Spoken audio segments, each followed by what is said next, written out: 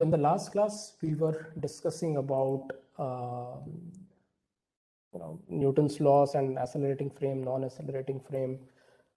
We discussed about D'Alembert's principle, and these are some simple problems that could be solved. Now, again, some simple applications of same concept, balancing Newton's laws. So in the circular motion, so if a car is moving in on a circle on an embanked road, then we can say that if we want to calculate the speed, the rated speed of the banked highway, so the idea is that there should be no friction force exerted on the wheel. So just the normal force should balance the weight, as well as it should provide the centripetal force and centripetal acceleration. So so we can say that the reaction which will be inclined due to this inclined road, so its cos theta component is going to balance the load of the car, and the sine theta component is going to provide the centripetal force, and this horizontal component of reaction will be the centripetal force. And from there we can calculate the speed of rated speed of the car. Okay. Now let's go to something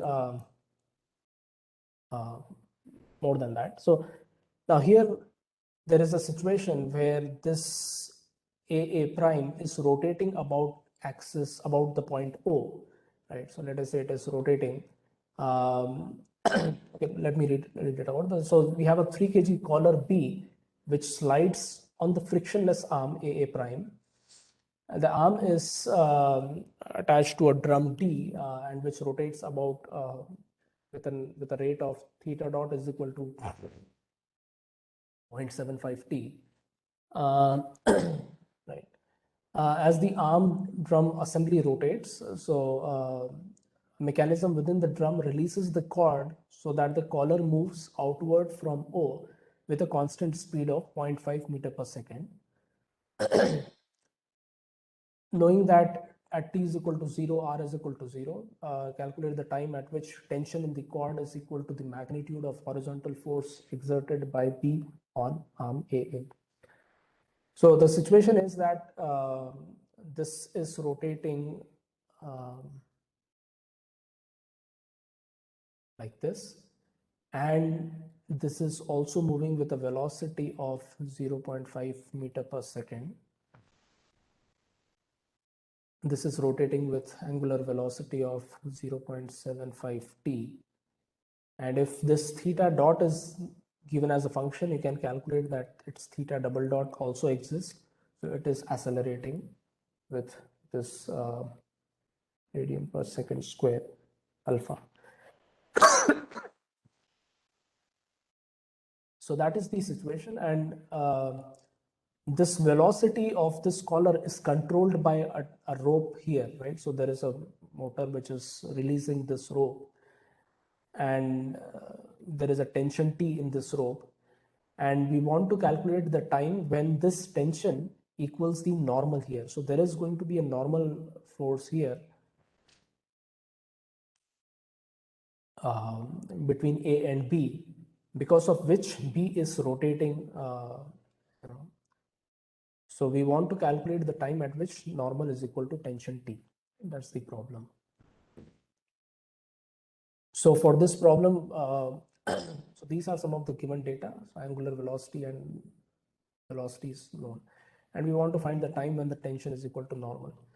So first of all, we draw the free body diagram. So for the collar B, there is a tension T which is going to be in this direction, and then there is a normal reaction which is perpendicular to T. These are the radial and the angular direction, ER and E theta cap.